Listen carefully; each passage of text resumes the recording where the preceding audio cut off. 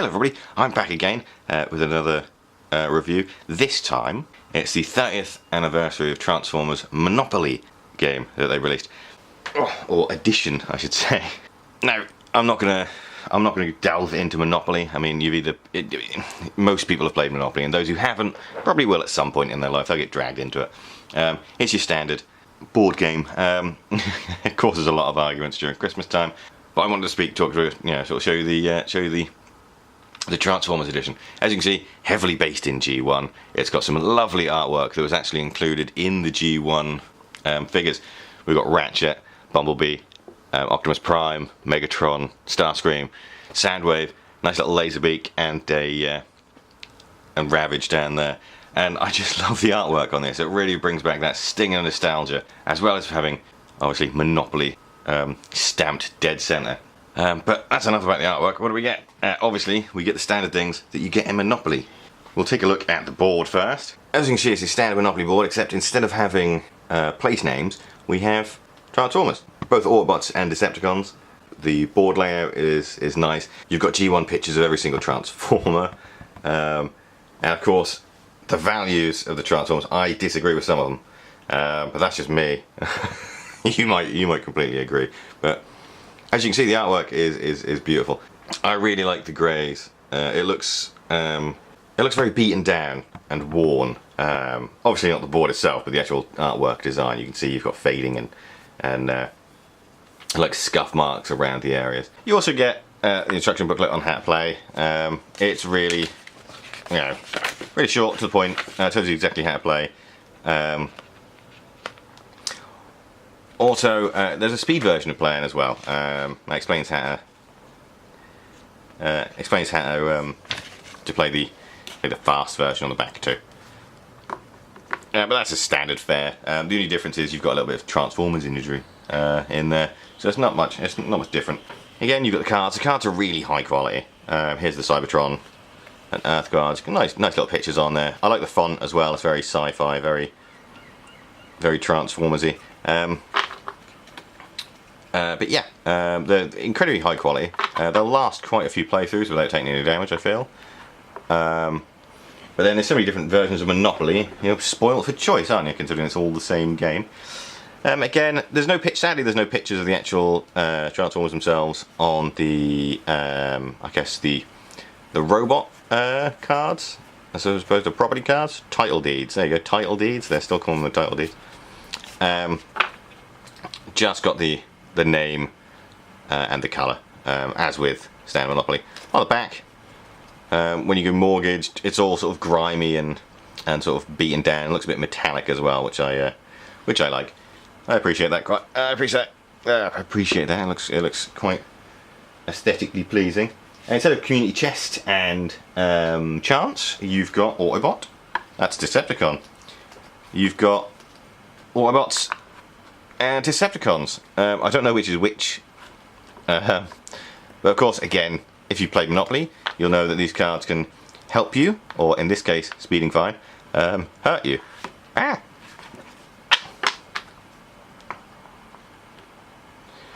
Oh, you son of a stat. Yeah, there you go, and there's the Get Out of Jail Free card. I like the fact it's got Megatron's grinning face on there. As you can see, these ones, you've got nice pictures of Generation 1 guys. You've got guys that aren't included. You've got Prowl there. So we've got nice sort of pictures of Ratchet on the go. Sort of past his Giant Optimus Prime. Some great artwork from the comics as well. Look at that. That's lovely. Again, by the look of things, oh, there's Mirage.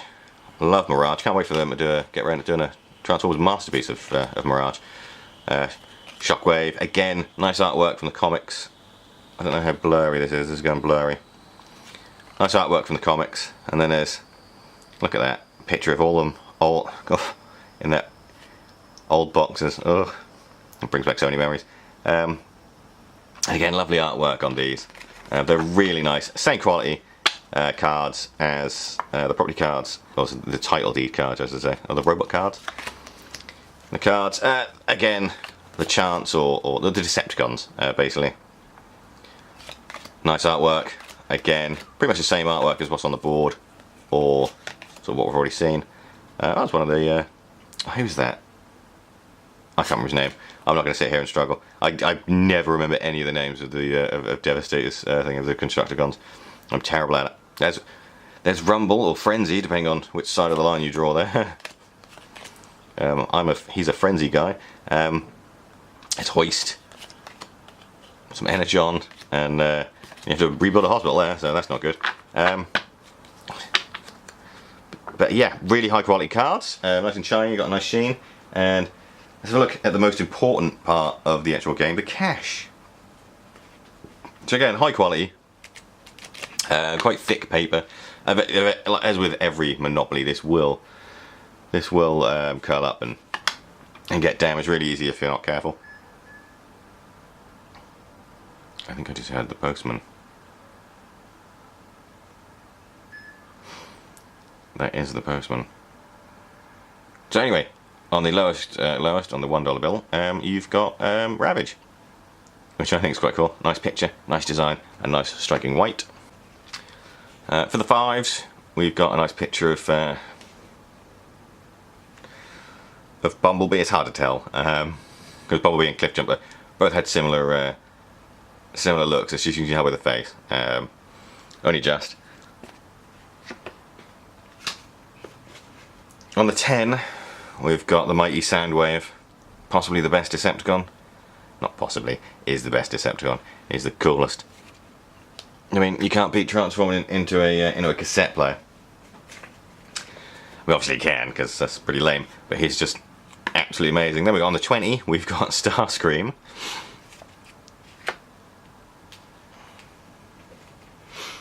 On the 50, we've got Ratchet.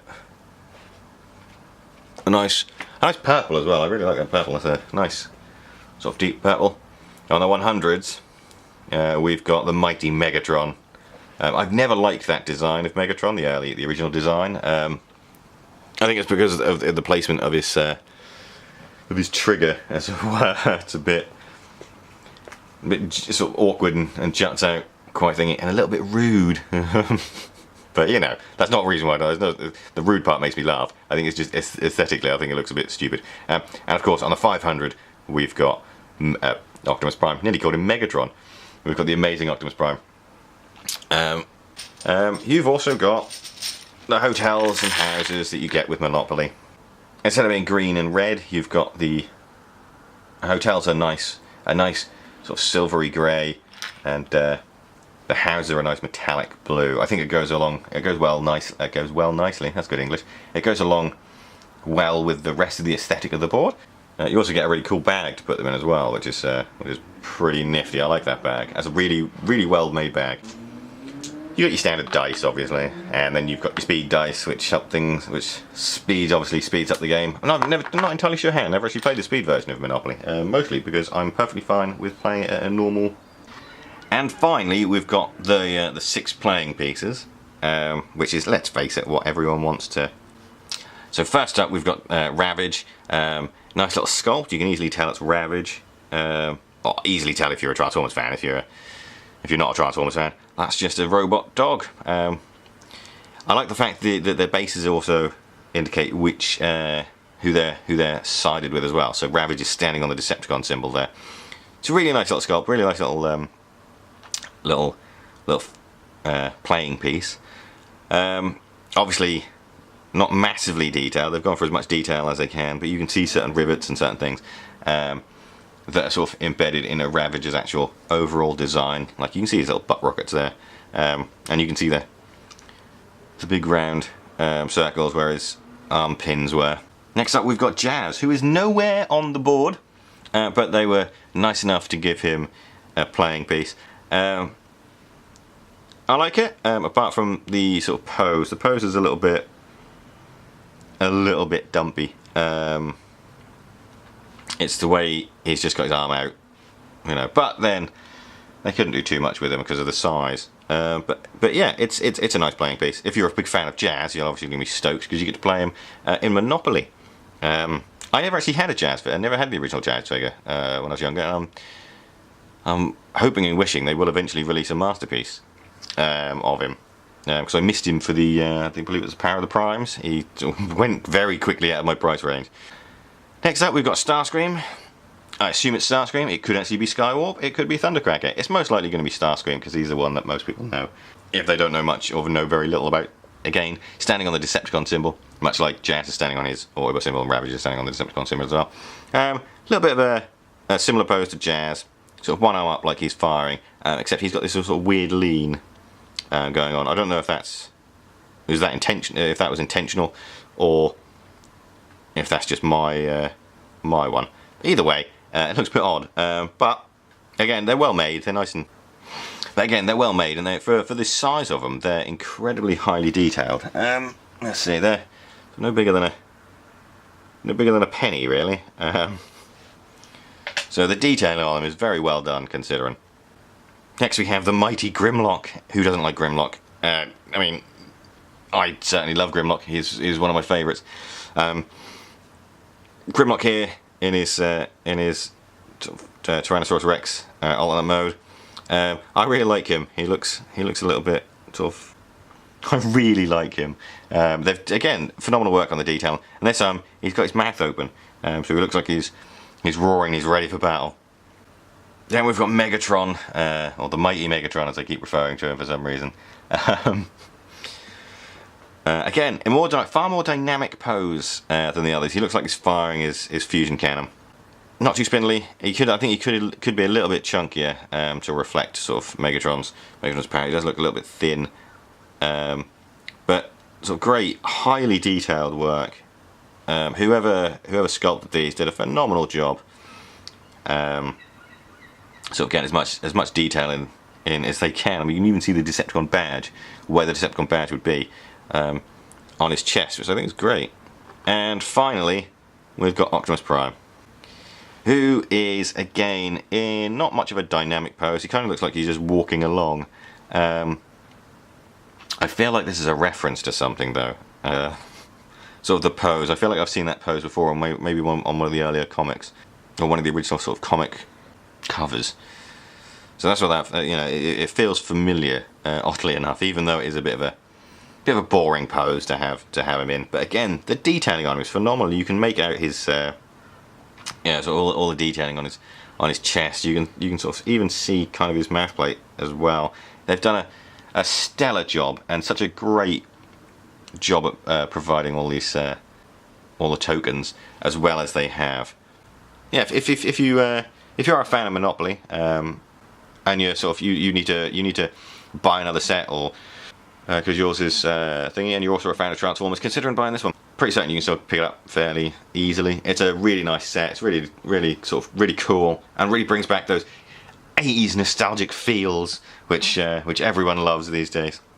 If you enjoyed the video, give us a like, maybe leave a comment below. Tell us what your favourite Monopoly is. You know, everyone's got one sort of favourite design. This is definitely probably mine. And thanks for watching, and I will catch you later. Bye, sis.